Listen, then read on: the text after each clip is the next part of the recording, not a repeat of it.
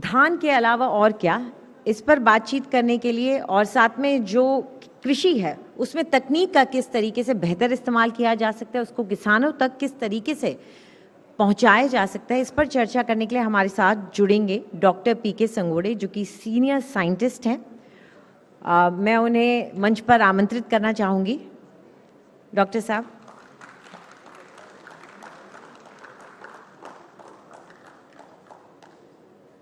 इसके अलावा हमारे साथ इंदिरा गांधी कृषि विश्वविद्यालय के डायरेक्टर एक्सटेंशन AK वर्मा साहब भी जुड़ेंगे।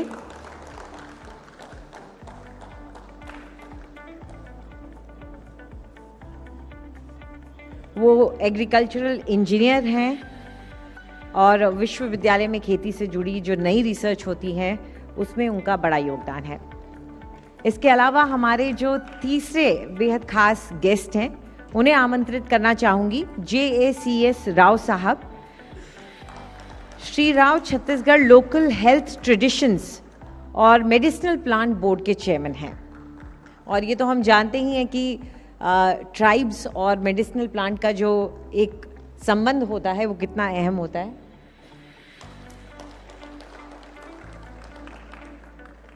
चलिए इस चर्चा को फिर आगे बढ़ाते हैं।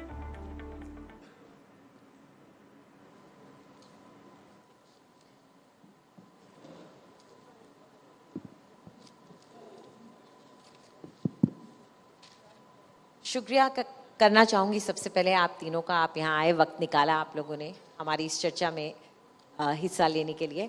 तो इससे पहले जो सेशन हो रहा था उसमें धान पर खूब बातचीत हुई, लेकिन कहीं ऐसा तो नहीं है कि धान ही सब कुछ बनकर रह जाता है छत्तीसगढ़ पर। तो ये हम जानना चाहेंगे आपसे। संगोड़े साहब, आप पहले बताइए कि धान ही कहीं स्पॉटलाइट लेकर के और सेंटर ऑफ हर चीज का केंद्र बिंदु बन के तो नहीं रह जाता है छत्तीसगढ़ में?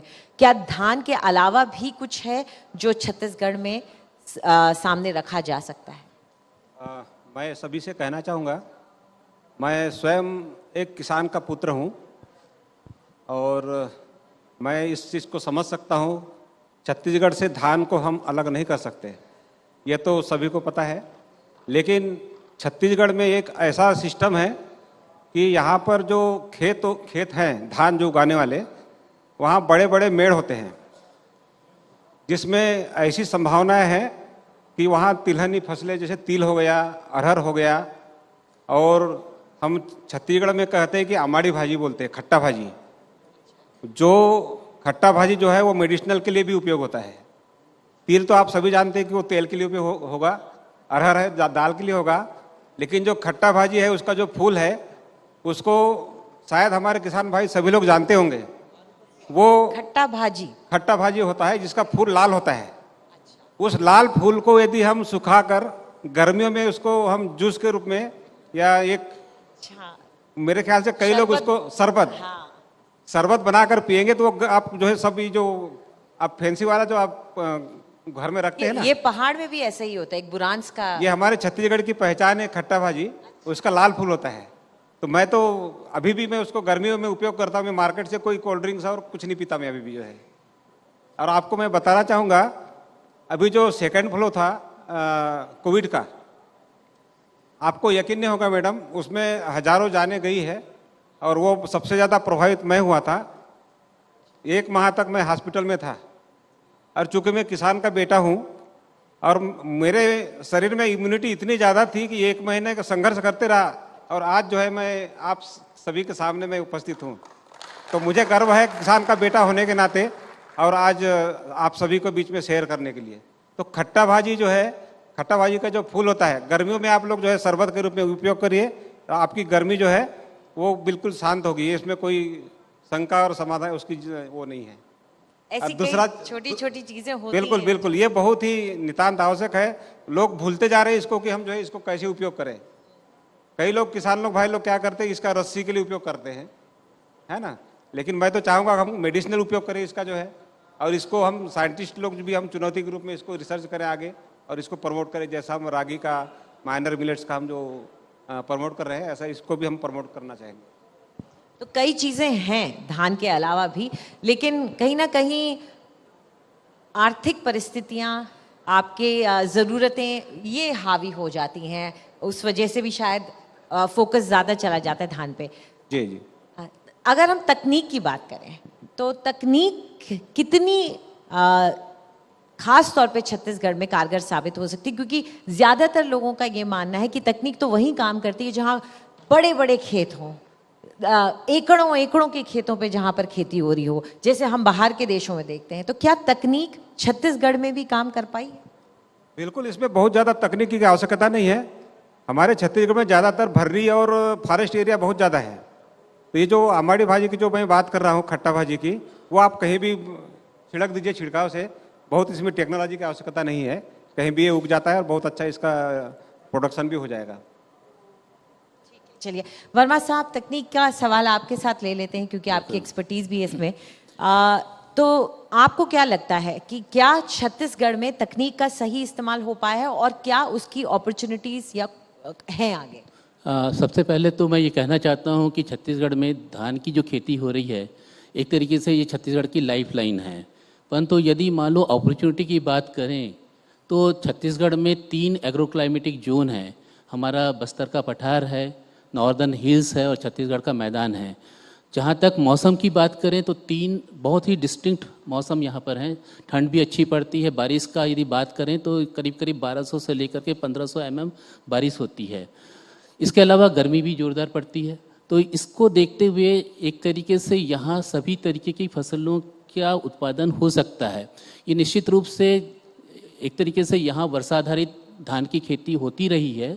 इस बात को ध्यान में रख कर के बहुत आसानी से जो खेती हो सकती है वो धान की खेती है, और इस पर एक तरीके से ये लाइफलाइन होने के कारण सरकार इस पर सपोर्ट भी करती है।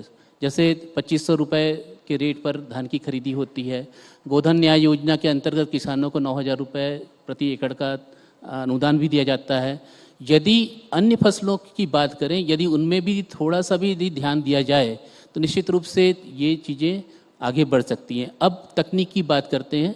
तकनीक की बात यदि मान लो राज्य जब बना था 2000 में, नवंबर 2000 में जब राज्य बना था, तब हमारे पास जो ट्रैक्टर्स का जो पॉपुलेशन था वो मुश्किल से 10,000 से 15,000 ट्रैक्टर्स का उपयोग होता था।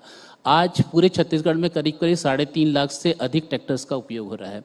यदि शुरुआत में यदि आपने देखा होगा कि शायद इंडिया टुडे का ही वो रिसर्च एक आर्टिकल आया था, शायद मैंने पढ़ा था, उसमें छत्तीसगढ़ की जो स्थिति थी वो ऑलमोस्ट सबसे लास्ट के जो स्टेट्स थे उसमें थे हम। आज हम करीब करीब 20 से ऊपर जो प्रदेश हैं उनमें आते हैं। तो निश्चित रूप से पावर सेक्टर में काफ़ी उन्नति हुई है। और जहाँ तक तकनीक की बात है, एग्रीकल्चर में मेरे ख्याल से जितनी भी चीज़ें हो रही हैं यहाँ पर, यदि मान लो आप हॉर्टिकल्चर सेक्टर में देखें तो हॉर्टिकल्चर सेक्टर में जब हमारा जो एरिया था, वो जो भी एरिया था शुरुआत में, आज करीब करीब हम एक तरीके से उत्पादन के मामले में 12वें स्थान पर हैं और क्षेत्रफल के स्थान पर 13वें स्थान पर हैं। यानी कि यदि हम ये कहें कि यहाँ पर वेजिटेबल्स की पूरी उम्मीदें हैं, हर तरीके का वेजिटेबल्स यहाँ पर हम ग्रो कर सकते हैं। जहाँ तक बात फ्रूट्स की बात है, हर तरीके का फ्रूट्स यहाँ पर होता है। यदि मान लो आपको ये मैं बताऊँ कि यदि हमारे कुछ एरिया में ऐसा है कि टमाटर की खेती इतने अच्छे से होती है कि कई समय ऐसा रहता है कि जब फ्री ऑफ कास्ट किसान उसको यहाँ पर लोगों को अवेलेबल कराते हैं। तो एक तरीके से हर फसल की यहाँ पर संभावनाएं हैं। जहाँ तक खरीफ की फसल है, क्योंकि खरीफ की फसल पूरी तरह से वर्षाधारित है और यहाँ पर मेज का काफ़ी एरिया तेज़ी से बढ़ रहा है। धान के बाद दूसरी जो फसल है, मुख्य फसल, उसमें धान की के अलावा मक्के की फसल होती है। मक्के की फसल के लिए जहाँ तक तकनीक है, यदि मालूम मैं कहूँ कि पूरी तरह से मैकेनाइज्ड है। हमारे जो पोल्ट्री इंडस्ट्री है वहाँ के लिए जो मक्का की आवश्यकता है करीब करीब हम पूरी करने के लिए सक्षम हैं। कहने का मतलब यह है कि यदि कुछ इन क्षेत्रों में यदि प्रोत्साहन सरकार की तरफ से होगा तो निश्चित रूप से क्रॉप का डाइवर्सिफिकेशन यहाँ पर 100% सफल होगा। यदि इन तकनीकों पर ध्यान दिया जाए तो निश्चित रूप से हम न केवल सीरियल के मामले में सेल्फ सफिशिएंट होंगे, साथ ही साथ पल्सेस के मामले में भी हम सेल्फ सफिशिएंट हैं। केवल थोड़ा सा जो अंतर है वो ऑयल सीड्स का है।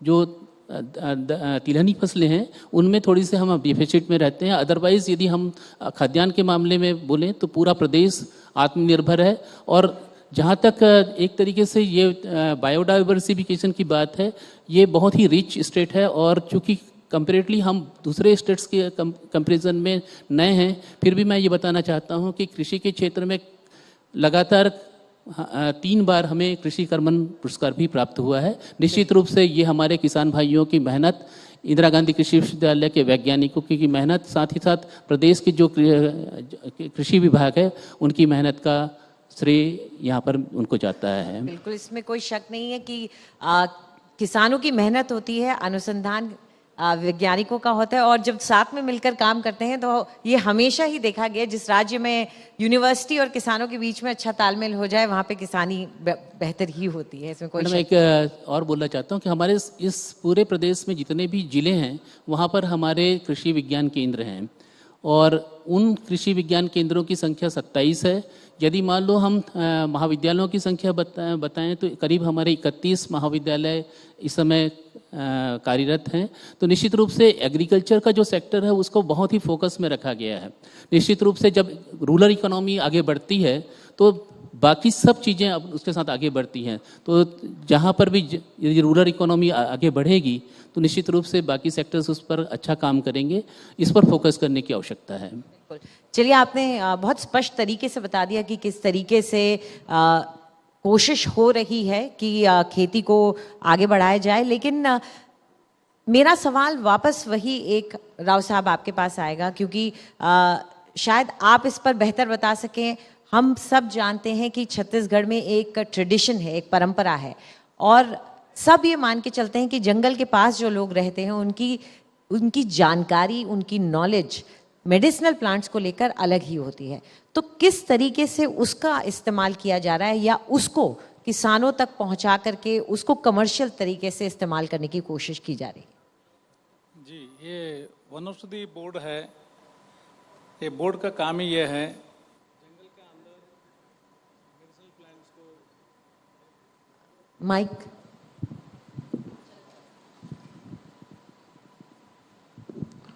जंगल के अंदर मेडिसिनल प्लांट्स को कैसे डेवलप करना है, कैसे उसको उपयोग में लिए जाना है, और कमर्शलाइजेशन कैसे करना है, आजू बाजू रहने वाला कम्युनिटीज़ को कैसे फ़ायदा दिलाना है, एक हमारा मेन मैंडेटरी वर्क है। इसके अलावा किसान के लिए जंगल के बाहर कृषिकरण के माध्यम से आय कैसे बढ़ाना है और आत्मनिर्भर कैसे होना है, ये चीज़ करने का। और दूसरा ट्रेडिशनल नॉलेज, ट्रेडिशनल हीलिंग और हेल्थ पॉइंट ऑफ व्यू में भी कैसे इसको आगे बढ़ाना है, ये मुख्य रूप से ये है, ये बोर्ड का कार्य है। और छत्तीसगढ़ का दान का कटोरी ये थीम का, आज का थीम का है। और आप बोल रहे हैं कि दान के अलावा भी क्या स्कोप है? मेडिसिन कैबिनेट बन सकता है वन ऑफ देश द का। बेस्ट, या दिस इज ऑलरेडी हर्बल का कटोरा भी है, एंड आल्सो जड़ी बूटी कटोरा कहा जा सकता है। It is in central India, Madhya Pradesh से जो अलग हो गया है। Madhya Pradesh is rich. मध्य प्रदेश में जितना प्रजातियां हैं छत्तीसगढ़ में उतना ही प्रजाति है, बच्चे में भी। एंड अनदर थिंग इज आज तक छत्तीसगढ़ में जो अनुमानित प्रजाति है लगभग 3000 है, और 1526 प्रजाति ऑलरेडी सर्वे हो चुका है जड़ी बूटी। और ये भी FRLHT बेंगलुरु के द्वारा एक इम्पॉर्टेंट संस्था है, बहुत अच्छा संस्था है, बहुत नामी संस्था से करवाया गया। और इसमें एवरी ईयर, हर साल जैसे बारिश होता है, पूरा जंगल से जो जड़ी बूटी उग के जो आता है, ना कोई पूछे ना पूछे वो तो पूरा आ जाता है। और अच्छा तरीका से नॉन डिस्ट्रक्टिव हार्वेस्टिंग मेथड से उसको हार्वेस्ट करके, उदाहरण स्वरूप शतावरी है, शतावरी 165 फार्मूला से ज़्यादा इसका उपयोग में आ जाता है। शतावरी क्या है कि पूरा ना खोद के सिर्फ 75% रूट खोद करके बाकी छोड़ दिया तो फिर अगले साल फिर उतना ही फायदा देगा। इसी प्रकार का कालमेघ है, ये तो लिवर प्रोटेक्शन के लिए, रिलैप्सिंग फीवर्स के लिए, मलेरिया फीवर के लिए होता है।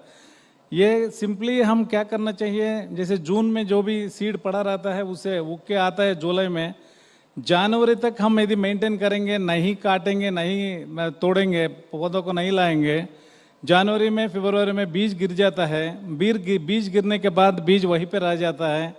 इसके बाद हार्वेस्ट करेंगे तो पौधा का भी फायदा ले सकता है और हमारा बीज जमीन पे जो पड़ा रहेगा अगले बारिश सीजन में अपने आप उगेगा. So these are the automatic per techniques. Rao साहब क्या ये जो तकनीक है, माफ कीजिएगा, ये जो पद्धति है, ये गैदरिंग कहलाएगी या किसानी कहलाएगी? इसको ये मानेगी कि बटोर करके ले आए, या ये कहेंगे कि हाँ इसकी खेती भी की जा सकती है? मैं आ रहा हूँ मैडम उसी मुद्दे पे. ये तो जंगल के अंदर जो करने वाले वाइल्ड कलेक्शन प्रैक्टिसेस है, non destructive method of harvesting है. इसके अलावा कृषिकरण में जब आएंगे बाहर, जंगल से बाहर आएंगे, उसमें हम 20 प्रजाति किसानों के लिए, कमर्शलाइजेशन के लिए, हमारा market intelligence industry, Ayurveda industry, सिद्धा, यूनानी और हर्बल एक्सट्रैक्शन यूनिट्स, ये सभी से जो पूरा जानकारी लेने के पश्चात हम 20 स्पीशीज़ को, 20 प्रजाति को सेलेक्ट किया है. और ख़ास करके मेन हमारा जो मुद्दा है, मैं 2 स्लोगन्स में बिलीव करता हूँ. ये माननीय मुख्यमंत्री महोदय का मंशा भी ये है, किसानों को आय बढ़ाना है, द्विगुणीकृत करना है, लखपति बनाना है, बेस एंड देन कम लागत में करना है. विद दिस स्पिरिट, इसी स्पिरिट के साथ हमारा जो मेन सिद्धांत है, 2 स्लोगन्स हमारे पास है. नंबर 1, 1 साल में 1 एकड़ में लखपति बनिए. 1 साल में 1 एकड़ में लखपति बनिए. इसमें 2 चीजें कवर हो जाता है. सीएम महोदय का इनकम डबल करने का भी इरादा और इसके बाद लखपति बनाने के लिए भी इरादा. और हमारा अभी तक कम से कम 12 किसानों को लखपति बनाया गया है. इसमें सबसे पहले लखपति बना है कटोला गांव का है सुगत सिंह किसान जी का नाम है. इसी प्रकार का हमारा करोरा के पास गैत्रा विलेज है, वहीं पे ब्राह्मी ऑर्गेनिक फार्मिंग कर रहा है, ब्राह्मी फसल. और वो सेकंड लखपति है, उनका नाम है डोमन साहू. उनका नंबर भी अखबारों में दिया, हमें कोई भी जाके देख सकता है. इसी डोमन साहू को थोड़ा सा तकलीफ होता है शुरू में, हमको उनको कन्विंस करने में बड़ा तकलीफ हुआ. एक बार कन्विंस करने के बाद पिछले बार वो लखपति बन गया है पिछले साल. अभी वो 10 एकड़ में वो खुद बनाया है. हम सेंटर ऑफ एक्सलेंस घोषित करके पूरा 180 एकड़ में ब्राह्मी का फसल हम लगा रहा है. वो सभी लोग को आके उनका खेत दिखाना चाह रहा है. ये 2 साल कन्वर्शन में है ऑर्गेनिक भी. एंड इसके बाद साथ साथ 1 साल में 3 बार काटा जा सकता है. 3-4 साल तक फसल रहता है. वो धान का खेत बहुत अच्छा सूटेबल होता है. इसी में 1 से 3 टन तक मटेरियल आता है. सो 40 रुपए में भी होता है तो 1.25 लाख रुपए मिलता है मैडम. अच्छा, तो जड़ी बूटी से भी आप लखपति बन सकते हैं, ऐसा नहीं कि धान ही उगाना पड़ेगा जी. और एक चीज है, ताली पूरा नहीं मिला, एक बार ताली जरूर. लखपति बनाए हैं 12 जड़ी बूटी की नहीं, इसके पैदावार लिए से. मैं जो बताया था उसके लिए नहीं मांग रहा हूँ. मैं इसलिए मांग रहा हूँ, जो किसान थोड़ा लंबा अवधि तक वेट कर सकता है, 2.5 साल 18 महीने से 30 महीने तक जो किसान वेट कर सकता है, बड़ा किसान है, ऐसे कई लोग हैं छत्तीसगढ़ में, इरिगेशन है, वो मिलेनियर बन सकता है. मैं झूठ नहीं बोल रहा हूँ. ये महासमुंद में बागबाहरा जिला में देवरी गांव में बन चुका है. एंड फसल है, सर्पगंधा है, नन्नारी है और बाकी इवन शतावरी कुछ इश्यूज है, शतावरी भी बन सकता है. लंबा अवधि मुश्किल से 18 महीने से 30 महीने तक. ये तो पूरा टेस्टेड क्रॉप्स है. छत्तीसगढ़ में प्रथम बार हमारा बोर्ड की प्रयास से माननीय सीएम साहब हमेशा बोलते हैं नया चीज करिए, किसान को फायदा लाना है. उसी दिशा में हम रोजमेरी फसल इधर लाए हैं, बहुत अच्छा मैंने लार्ज स्केल में. और नन्नारी करके बोलते हैं, बड़ा अनंत मूल बोलते हैं इसको. डेकालपिस हैमिल्टन है, टेक्निकल साइंटिस्ट जानते भी है इसको. तो इस प्रकार का फसल. दूसरा मिल्क तिजल करके एक एक्सोटिक प्लांट है. और ये लिवर सारे कैंसर, नाम जो आप ले रहे हैं, मिल्क थिसल, ये सब बाहर इसकी बहुत मांग भी है. लिवर कैंसर के लिए मैडम, लिवर प्रोटेक्शन के लिए है. एंड इंडिया इंपोर्ट कर रहा है. हमारा बोर्ड का जो प्लानिंग ऐसा है, जो सबसे ज्यादा एक्सपोर्ट कर रहे हैं हम भी उनके साथ रहें, और सबसे ज्यादा इंपोर्ट कर रहा है, इंपोर्ट सब्स्टिट्यूशन में हम ही को फायदा मिले. सो हमारा किसान 50 एकड़ का मिल्क तिजल एक कंपनी का हम इस साल बना के दे रहे हैं मैडम. और इसके बाद जो फसल है, हमारा स्ट्रैटेजी बताना चाहता हूँ कैसे हम काम कर रहा है. एक तो क्लस्टर अप्रोच में ही काम कर रहा है। एक गांव ले लिया, 20-25 किसान को मोटिवेट कर दिया, उनको जहां अच्छा हो रहा है दिखा दिया। इसी प्रकार का हम 1072 किसानों को कन्वर्ट कर दिया जड़ी बूटी और लेमन ग्रास और दूसरा जामरोजा ऑयल्स, ये सभी में। सो हमारा किसान का एक ही उद्देश्य है कि छत्तीसगढ़ में धान का 1% भी यदि बदल जाता है, देखिए सर ने जितने पॉइंटर्स बताए हैं उसके बाद धान की खेती ही एक नहीं है, ये बात से मैं तो कन्विंस होगी। मुझे तो लगता है कि किसानों को धान के अलावा भी कुछ आप जो बता रहे हैं जड़ी बूटी का जो फसल है वो उगाने पे भी सोचना और कुछ ऐसे कॉन्सेप्ट है मैडम। मेड के बारे में पूर्व वक्ता ने कुछ बताया, मेड का ऊपर कुछ करने के लिए छत्तीसगढ़ में मेड बहुत बड़ा है। रेटा का पौधा, soap nut, the forgotten fruit, आजकल जो प्रॉब्लम्स हो रहा है बिकॉज ऑफ द केमिकल्स, ये मेड का ऊपर कम से कम 20 पेड़ यदि लगा दिया जाता है, 1 एकड़ में खेती में जितना पैसा कमा रहा है उससे इक्वल 14 साल से इनकम आ गया है। हम ऑलरेडी देख भी लिए हैं, हम बोर्ड की तरफ से फ्री डिस्ट्रीब्यूशन कर रहा है, इस स्कीम को टेकअप कर रहा है। और दूसरा वुमेन एम्पावरमेंट, पुरुष 1 एकड़ में खेत जाके जो कमाते हैं, महिला घर में रह करके बाड़ी पे सतावरी 100-125 पौधा और आंगन में 100 से 125 पौधा, सर्पगंधा, इतना दोनों लगा दिया, 25 से 30 हजार रुपए आसानी से कमा सकता है। And there are 3 problems. जो जड़ी बूटी का इतना बोल रहा है सब, आप कहाँ मिलेगा, क्या मिलेगा, कौन खरीदेगा, दीज आर 3 प्रॉब्लम्स। हमारा बोर्ड के माध्यम से आपको प्लांटिंग मटेरियल मिलेगा फ्री ऑफ कास्ट। ओके, जो इसके लिए हम पेपर में भी नंबर दिया है, कोई रजिस्टर कर सकता है, सीधा फोन भी करने से हम तैयार है ग्रुप करने के लिए। प्लांटिंग मटेरियल इस साल 1 करोड़ पौधा तैयार किया है, कम से कम 1.5 टन बीज आधारित पौधा भी किया है। और इसके बाद first step is planting material हम दे रहा है। एक बार आपको देने के बाद जितना भी बढ़ाना है तो आप ही के हाथ में है। सेकंड पॉइंट इज टेक्नोलॉजी है। टेक्नोलॉजी के बारे में हम ये कहना चाह रहे हैं, cluster approach, end to end approach और हैंड होल्ड अप्रोच। हम कुछ एनजीओस का सहायता लेकर के एक्सटेंडेड हैंड्स जैसे वो काम कर रहा है, फील्ड में ऑलरेडी तैनात है जी। Because of that we are getting. Third point is उगने के बाद कहाँ बेचेंगे, this is the biggest problem. बहुत चीटिंग होता है।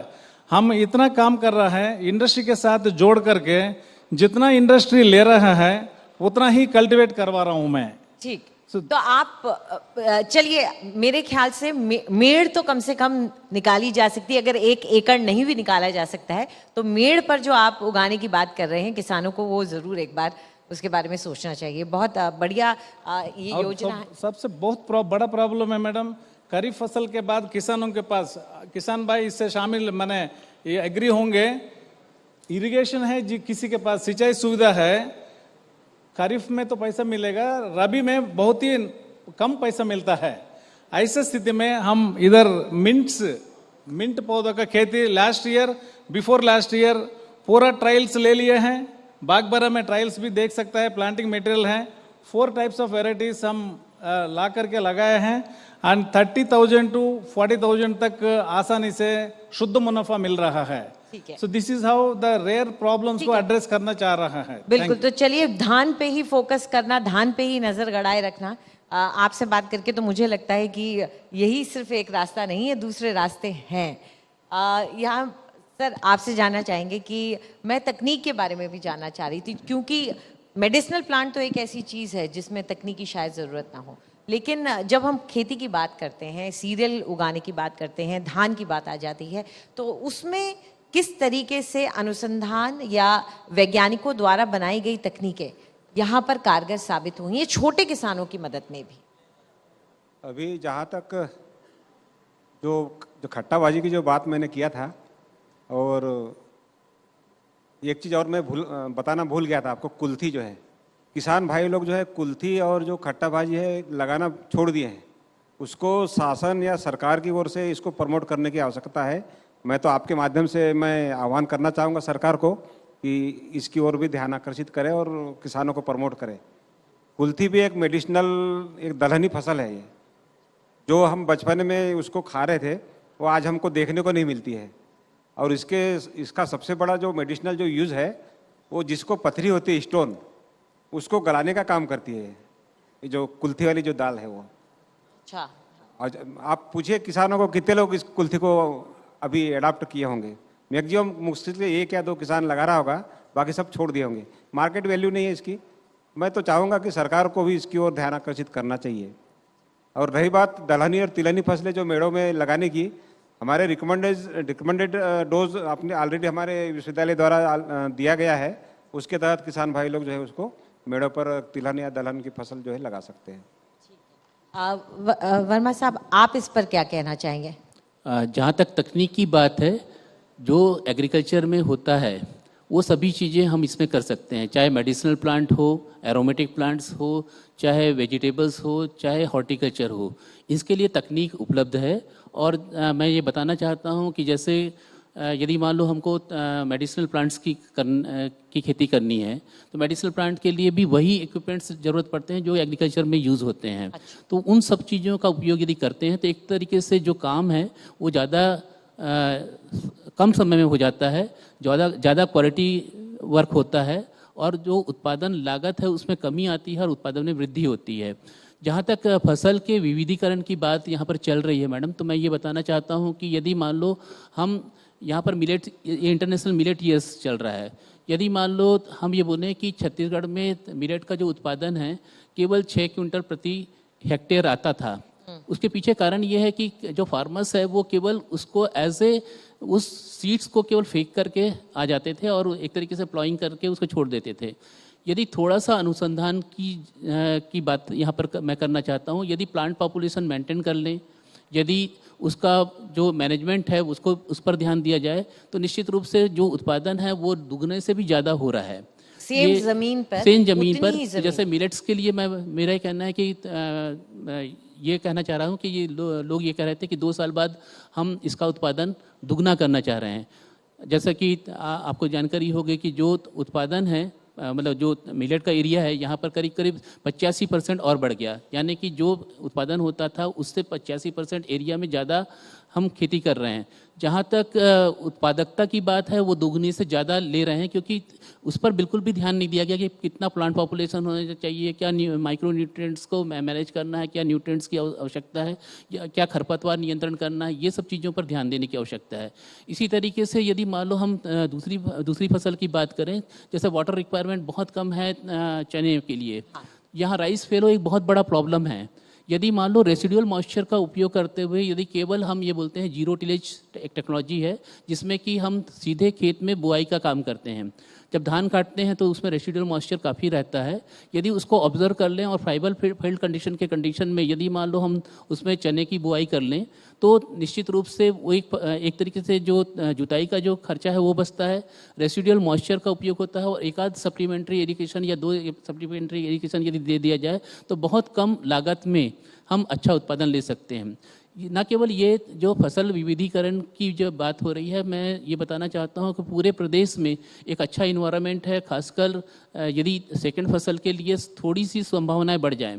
जैसे सरकार की जो योजना है नरवा गुरुआ बाड़ी, इसमें जो नरवा का जो कॉन्सेप्ट है, यानी कि वाटर जो हम कंजर्व करना चाहते हैं, यदि वो वाटर टेबल यदि थोड़ा सा इंक्रीज़ हो जाए और वाटर की प्रोडक्ट की अवेलेबिलिटी यदि मान लो, मैं ये कहता हूँ कि यदि जनवरी फरवरी तक ही हो जाए, तो यदि हमारा जो धान का जो एरिया है वो स्टार्ट होता है जून से, मिड जून से, और यदि उसकी हार्वेस्टिंग अक्टूबर एंड तक या नवंबर के फर्स्ट वीक तक कर लिया जाए तो मिड नवंबर से लेकर के यदि हमें फरवरी या मार्च के फर्स्ट वीक तक का भी समय मिलता है तो बहुत सारी क्रॉप है, चाहे वो लीन सीड हो, चाहे वीट हो, चाहे ग्राम हो, इन पर काफ़ी संभावनाएं हैं जिसमें कि हम एक तरीके से दूसरी फसल ले सकते हैं। और मैं ये हमेशा ये कहता हूँ कि जब तक छत्तीसगढ़ के किसान केवल धान पर निर्भर करेंगे तब तक खुशहाली नहीं आएगी, जब तक कि हम दूसरी फसल की संभावनाएं बढ़ाएंगे।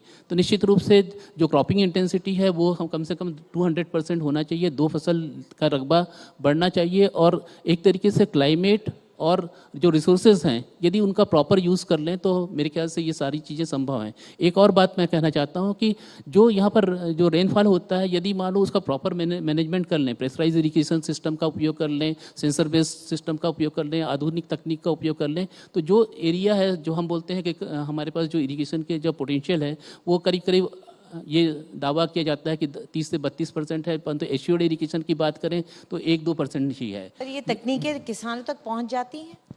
ये तकनीक किसानों तक पहुंचती है यदि किसान ये जानता है कि यदि इससे उसको फायदा है, तो मैं बोलता हूं कि दुनिया की कोई भी तकनीक किसान अपनाने के लिए तैयार हैं। उसमें कहीं पर मैं ये नहीं बोलता हूं कि किसान बेचारा है। किसान को यदि आप तकनीक देते हैं और उससे उसको फायदा होता है, तो निश्चित रूप से चाहे वो छत्तीसगढ़ का किसान हो, चाहे पंजाब का किसान हो, या दुनिया का कहीं का भी किसान हो, वो उसको अपनाने के लिए सक्षम है। बिल्कुल बिल्कुल, अगर तकनीक काम आ रही, हाँ बिल्कुल पूछ लीजिए।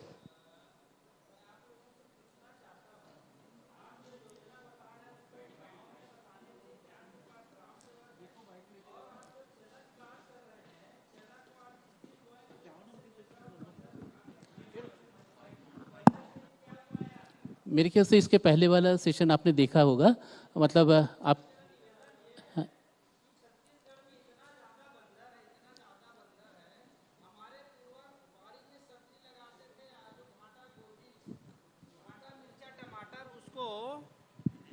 हमारे पूर्वज बाड़ी में सब्जी लगाते थे, भांटा, गोभी, मिर्चा, टमाटर, उसको रिश्तेदारों को, घर परिवार को बांटते थे, झोला में, बोरी में, गाड़ी में भर के ले जाते थे।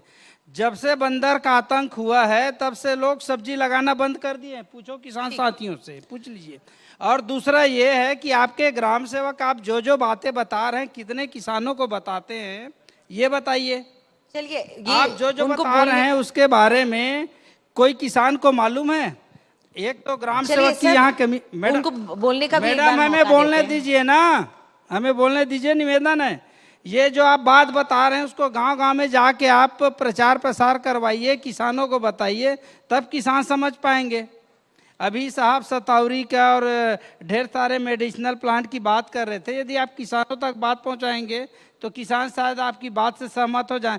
लेकिन आपके ग्राम सेवक जो भी कृषि संबंधी आपके डिपार्टमेंट के लोग हैं, क्या किसानों को ये बताने जाते हैं? चलिए हम उनका जवाब भी सुन लेते हैं फिर। हाँ, चलिए। जहाँ तक ये बंदरों का जो प्रॉब्लम है, यदि उनके इकोसिस्टम को यदि मान लो हम डिस्टर्ब करेंगे, यानी कि उनको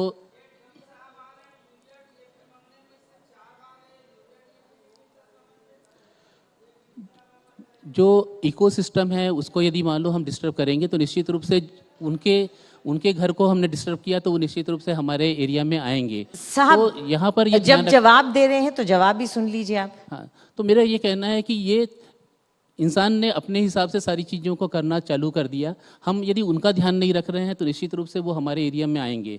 यदि बंदर का प्रॉब्लम आ रहा है या हाथियों का प्रॉब्लम आ रहा है, तो निश्चित रूप से उसके लिए यदि जवाबदार हैं तो हम हैं। हमारा जो मानव है वो है, वो अपनी ज़रूरतों के हिसाब से उनके इकोसिस्टम को यदि आप बर्बाद कर रहे हो तो निश्चित रूप से उसके लिए फल भोगना निश्चित रूप से हमें हमारी जवाबदारी बनती है। जहाँ तक सरकार की जो योजनाएं हैं, इसके पहले भी जो कृषि कल्याण परिषद के अध्यक्ष आए थे, उन्होंने कहा कि किस तरीके से इन चीज़ों पर ध्यान दिया जा रहा है। और यदि मान लो उनको जंगल में या जहाँ पर वो रहते हैं, यदि उन पर यदि इन सब चीज़ों की व्यवस्था कर दिया जाए, पानी की व्यवस्था कर दिया जाए या और खाने की व्यवस्था कर दिया जाए, तो हो सकता है कि ये जो सिस्टम है जो एक तरीके से अभी बिगड़ा है पिछले 10-20 सालों में, यदि मैं कहूँ तो निश्चित रूप से ये फिर से वही कंडीशन आ सकता है। ये नो डाउट कि बंदर का प्रॉब्लम है, परंतु उसके कुछ ना कुछ रास्ता हमको ढूंढना आवश्यक है, जिस पर ध्यान देने की आवश्यकता है। जंगल का जो जंग है वो जारी है। इसमें जहाँ तक कृषि विभाग का बात है, कृषि विभाग के जो अधिकारी कर्मचारी हैं उनके लिए मेरे ख्याल से हमारे विश्वविद्यालय के सभी जिले में हमारे कृषि विज्ञान केंद्र हैं और उसका उस डायरेक्टरेट का मैं डायरेक्टर हूँ यहाँ पर। यदि मेरे ख्याल से not a single complaint from anywhere कि हमारे साइंटिस्ट उन पर ध्यान नहीं देते, ये ऐसा कहीं से नहीं आया। मेरे ख्याल से यहाँ पर बहुत सारे किसान आए हैं। जहाँ तक इंदिरा गांधी कृषि विश्वविद्यालय के एक साइंटिस्ट की बात है, जो कि मैं वहाँ पर डील करता हूँ, वहाँ पर निश्चित रूप से हमारे जो सारे जो लोग हैं वो किसानों की तत्परता के लिए उपलब्ध हैं। यही रीज़न है कि जो प्रोडक्शन है आज, प्रोडक्टिविटी हर क्षेत्र में छत्तीसगढ़ आगे बढ़ रहा है, इसका फायदा किसानों को मिल रहा है। चलिए, ये बात सही है कि इंसान और जंगल के बीच में जंग चलती रहती है, और कहीं ना कहीं जो शायद हम लोगों ने उनके हैबिटेट को जाकर के वहाँ पर हमने सेंध लगाई है, तो अब वो हमारे इलाके में आके सेंध लगाते हैं। लेकिन आप तीनों ने हमसे बातचीत की और ये सारी जानकारी दी, उसके लिए शुक्रिया। आपके सवाल के लिए भी शुक्रिया। मैं गुजारिश करना चाहूँगी सईद अंसारी से कि वो स्टेज पर आएँ और हमारे मेहमानों का शुक्रिया अदा करें तुलसी का पौधा देकर। तुलसी का पौधा ला दीजिए।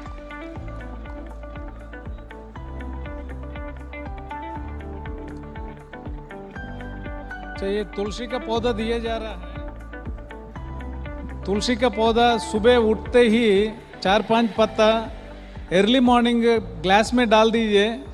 इसके बाद ऑफिस जाते समय पानी पी लीजिए और फिर पानी भर लीजिए, शाम को पी लीजिए। पत्ता नहीं खाना चाहिए, मर्क्यूरी रहता है। एंड हंड्रेड्स ऑफ प्रॉब्लम्स के लिए ये इलाज है।